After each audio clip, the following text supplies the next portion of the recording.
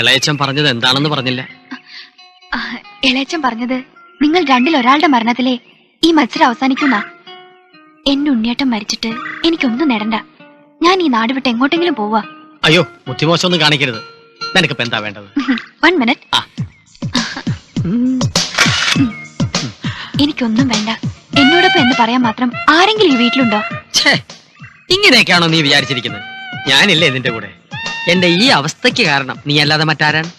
വീട് മാത്രമല്ല, ഈ മനയൂർ ഗ്രാമം മുഴുവൻ നിന്റെ പിന്നിലുണ്ടാവും. ഞാനത് തെളിയിച്ചു തരാം. വെറുതെ വർത്തമാനം പറയാനല്ലാതെ ഉണ്ണിയേട്ടന് വേറെ എന്താ അറിയാം? ഉണ്ണിയേട്ടന് എന്ത് തെളിയിക്കുന്നേ പറയണേ? എന്ത് തെളിയിക്കണം? തെളിയിക്കേണ്ടതൊക്കെ തെളിയിക്കും.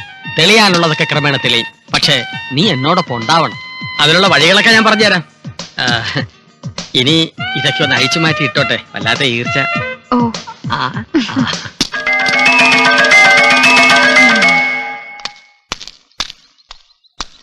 അയ്യോ,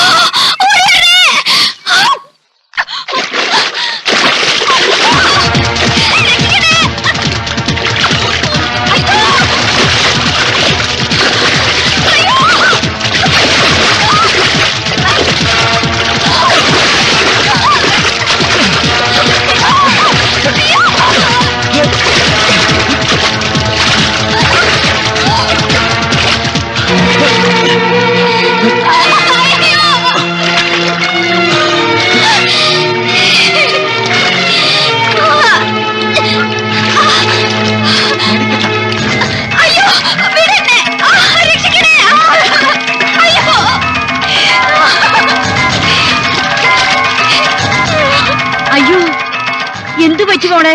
ഞാൻ കുളിച്ചോണ്ടിരുന്നപ്പോ ഉണ്ണിയേട്ടൻ എന്നെ. എന്റെ മോളെ. അയ്യോ, കള്ളം. മുങ്ങിയപ്പോ ഞാൻ അല്ലാതെ മിണ്ടിപ്പോരും പരമദ്രോ. തറവാടിന്റെ മാനം നീ കുളം തോണ്ടിയല്ലടാ ആഭാസ. അമ്മ ഇവനെ വിശ്വസിച്ചു.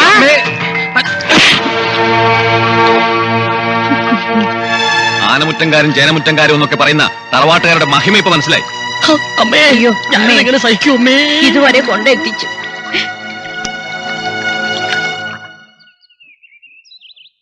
ലക്ഷ്മി, ഒന്ന് ലക്ഷ്മി, ഞാൻ പറയുന്ന ഒന്ന് കേക്ക്. എന്നെ ചതിച്ചതാണ്, അല്ലാതെ ഞാൻ ഒരിക്കലും. നാണമില്ല നിങ്ങൾക്ക് ഇത് പറയാൻ? കുളക്കടവിൽ കുളിച്ചോണ്ട് നിൽക്കുന്നവരെ ഒഴിച്ചു നോക്കാനും. പിന്നെ എന്നിട്ട് ചതിച്ചു പോലും.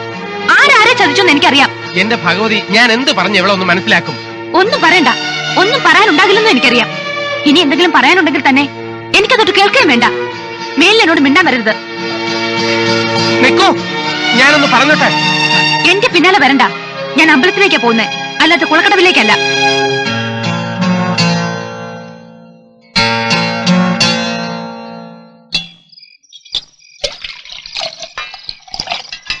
നീ പോയി കിടന്നോ. ആ, വടക്ക് പുറത്തെ കഥകിന്റെ കുറ്റിയിടാൻ മറക്കണ്ട. ശരി. അല്ല, ഞാൻ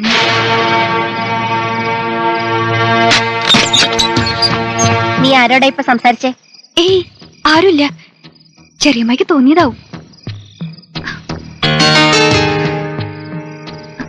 ചെറിയമ്മായി ഉറങ്ങിയില്ലേ?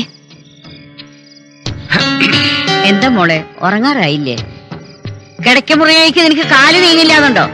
ഇവള് ആരോടോ സംസാരിക്കുന്നത് പോലെ തോന്നി. ആരോടോ സംസാരിക്കുന്നത് പോലെ തോന്നിയെന്ന്. ആണോ? അയ്യോ അമ്മേ, എന്നാൽ ഇത് അവൻ തന്നെ. ഇനി സംശയിക്കണ്ട. ആലോചിക്കാതെ വിളിച്ച് ചോദിക്കമ്മേ. ആരാ? നിങ്ങളുടെ പുന്നാര ബോൻ രാജീവരുണ്ണി. അല്ലാതാരാ? പ്രായമായ പെൺപിള്ളേരോടുള്ള അവന്റെ പെരുമാറ്റം. നിങ്ങളുടെ ബോത്ത് നോക്കിയാരത് എങ്ങനെ പറയും? ഇപ്പൊ തന്നെ അവൻ ഇങ്ങോട്ട് ഇറങ്ങി വരുന്നില്ല. എന്താ കാരണം? കുറ്റബോധം. അത് തന്നെ ഒരു തെളിവല്ലേ? ഇവൻ എന്റെ അനിയനല്ല, പരമാഭാസൻ, വൃത്തികെട്ടവൻ. ഇവൻ ഏത് വയറ്റിലാ ഉണ്ടായത്? ഇളയച്ചിന് ഇഷ്ടപ്പെടില്ല എന്ന് എനിക്കറിയാം. സ്വന്തം മകനെ പറ്റിയാണല്ലോ പറയുന്നത്. പക്ഷേ എനിക്ക് സത്യം തുറന്നു പറഞ്ഞ ശീലമുള്ളൂ. Good night. ബാക്കി ഉറങ്ങാതെ അമ്മ പറ.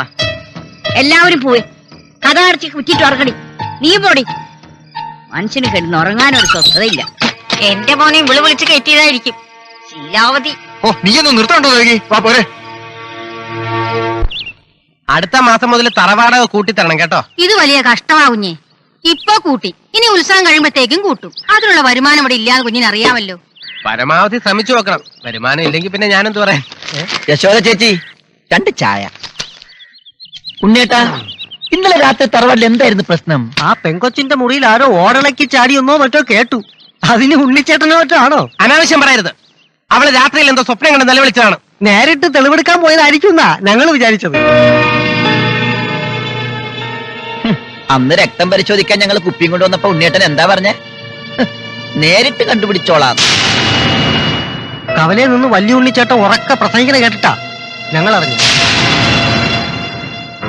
സത്യം പറയാല്ല, അന്ന് ഉണ്ണിയേട്ടൻ കുളത്തിൽ ഇറങ്ങി തെളിവെടുത്തപ്പോ ഞങ്ങൾ അങ്ങനെ കരുതിയത്.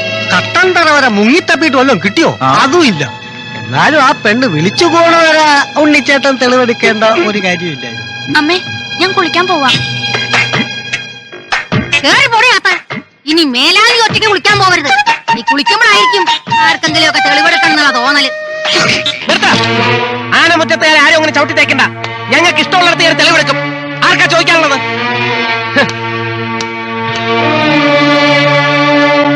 നിന്റെ നാവിറങ്ങിപ്പോയോ? വന്നു കയറി അന്ന് മുതൽ എല്ലാരും കൂടി ചോദിച്ചിട്ട് ഇതുവരെ ചോദ്യങ്ങളും തീർന്നില്ലേ? ഇല്ല, തുടങ്ങാൻ പോകുന്നേ ഉള്ളൂ. ഇന്ന് എനിക്ക് രണ്ടിലൊന്നും അറിയണം. കുറച്ച് നാളായി നീ ഞങ്ങളായിട്ട് കുരങ്ങ് കളിപ്പിക്കാൻ തുടങ്ങിയിട്ട്. കൊരങ്ങളായതുകൊണ്ടല്ലേ? ഓടാപ്പുറത്ത് പാതി ഓടിച്ച് ജയിക്കാമെന്ന് വിചാരിക്കണ്ട. കാരണക്കുറ്റി നോക്കി വരുന്ന പൊട്ടിച്ചെന്നുണ്ടല്ലോ. പിന്നെന്താ ചെയ്യാത്തെ? ആനമുറ്റത്തേർക്ക് പെണ്ണുങ്ങളെ തല്ലി ശീലമില്ല. ഓ, അപ്പൊ ആനമുറ്റത്തുകാർക്ക് പ്രത്യേക ശീലങ്ങളൊക്കെ ഉണ്ടല്ലേ? അതേടി, ഈ തറവാടുമായിട്ട് ഒരു ബന്ധവുമില്ലാത്ത നിനക്കത് പറഞ്ഞാൽ മനസ്സിലാവില്ല. അത് തെളിയിക്കാമോ? ആ തെളിവുമായിട്ടാ ഞാൻ ഇവിടെ വന്നിരിക്കുന്നത്. നീ പറഞ്ഞിട്ടുള്ള മുഴുവൻ കാര്യങ്ങളും കള്ളവാ. നിനക്ക് ഈ തറവാടുമായിട്ടോ ഞങ്ങളുടെ അമ്മാമയായിട്ടോ ഒരു ബന്ധവുമില്ല. അതെങ്ങനെ നിങ്ങൾ കണ്ടുപിടിച്ചു? അതെങ്ങനെയെന്ന് നീ അറിയേണ്ട കാര്യമില്ല. എന്താ ഒന്നും മിണ്ടാത്തത്? നിന്റെ നാവിറങ്ങിപ്പോയോ? പറയടി. എനിക്ക് ഇങ്ങനെ പറയാനേ അറിയൂ. എന്ത് കാണിക്കാം?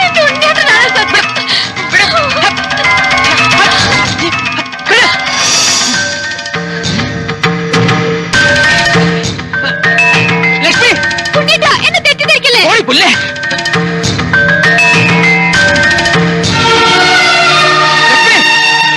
ലക്ഷ്മി, നിന്നെ ഞാനൊന്ന് പറയട്ടെ. പറയണ്ട. കണ്ട കാര്യം വീണ്ടും എന്നെ പറഞ്ഞു കേൾപ്പിക്കണ്ട. എന്തോ കണ്ടെന്നാ? ആ പെണ്ണിന് വട്ട. അപ്പോ അവളോട് പറഞ്ഞു കാണും എനിക്ക് വട്ടാണെന്ന്. അതെ, അല്ല, എല്ലാവരും കൂടെ ചേർന്ന് എന്നെ വട്ടുപിടിപ്പിക്കരുത്. അവൾ ആരാ എന്താന്ന് അറിയാനൊരു ശ്രമം നടത്തി നോക്കിയതാ ഞാൻ. വെറുതെ നുണ പറയാൻ നോക്കണ്ട. അന്ന് കുളക്കടവിൽ നടന്നൊന്നും ഞാൻ മറന്നിട്ടില്ല. അയ്യോ, അതൊരു അബദ്ധം പറ്റിയതായിരിക്കും കരുതി ഞാൻ ക്ഷമിച്ചു. ഇനി ഉണ്ണിയേട്ടൻ എന്ത് പറഞ്ഞാലും ഞാൻ വിശ്വസിക്കില്ല. അയ്യോ, അവൾ എന്നെ ബലാത്കാരമായിട്ട്. ഇനി എന്റെ അടുത്ത് ഒന്നും പറയണ്ട. എനിക്കൊന്നും കേൾക്കുകയും വേണ്ട.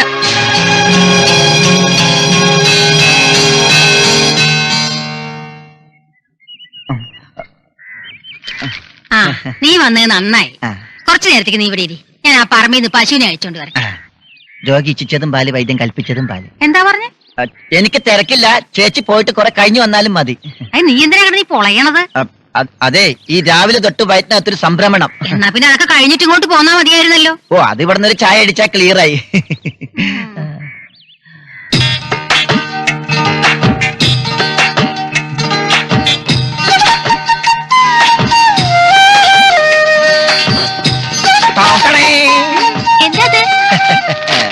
എന്തായിരിക്കും? എനിക്കറിയില്ല. രമ്യയുടെ പറഞ്ഞേ. ഇതാ നോക്കൂ. ഹായ്, അതിമനോഹരമായിരിക്കുന്നു. അതെ, ഇത് കോട്ടയം അയ്യപ്പ ചിഹ്നം. എന്റെ ജയഭാരതി കുട്ടിക്ക് വേണ്ടി എത്രമാത്രം ഞാൻ കഷ്ടപ്പെട്ട് ബുദ്ധിമുട്ടി സംഘടിപ്പിച്ചു കൊണ്ടുവന്നതാണെന്ന് അറിയാമോ?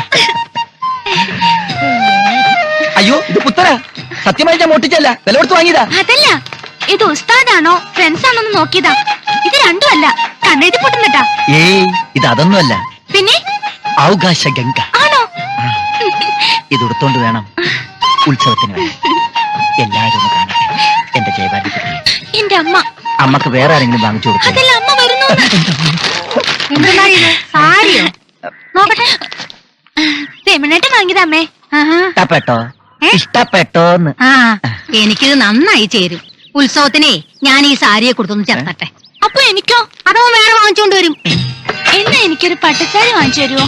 പട്ടുസാരിയുടെ സെക്ഷനിലൊക്കെ ഭയങ്കര ചെക്കിങ്. എടാ, ഇതിന് മാച്ച് ചെയ്യുന്നൊരു ബ്ലൗസ് കൂടി എടുത്തോ. വേറെ വല്ലതും വേണോ? വേണ്ട. വാ. പാവ തുണിക്കടക്കാരന്റെ കഷ്ടകാലം ആരംഭിച്ചു എന്നാ തോന്നണത്.